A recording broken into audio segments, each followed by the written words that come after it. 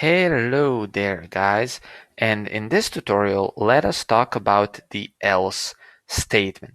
Now, what is the else statement? The else statement, in combination with the if statement, is used to tell the following. If this condition is true, do this, but if this condition is not true, do that. Okay? And let me actually add an else statement in combination with our if statement. So basically we want to say this. If the first argument is equal to hello, then we want to output hello back to you, which is what we did in the previous tutorial.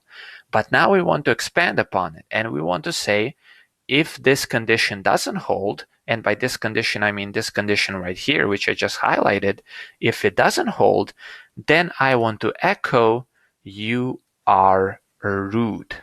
Okay, so if somebody doesn't say hello to us in the first argument, we are going to tell him that he is rude, that he or she is rude. Okay, so let's now go into our shell script and actually execute it first with a hello, just to see that it's working as we expected. Okay, so we get hello back to you. But if we provide some other argument, for example, arg1, we get you are rude. If we don't provide any argument, we also get you are rude. Okay, so again, what is actually happening here? What did we just do?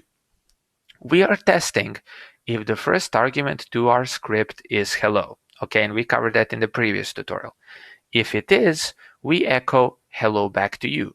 But this is the addition. If it is not, and this is contained with the else keyword, then we echo you are rude.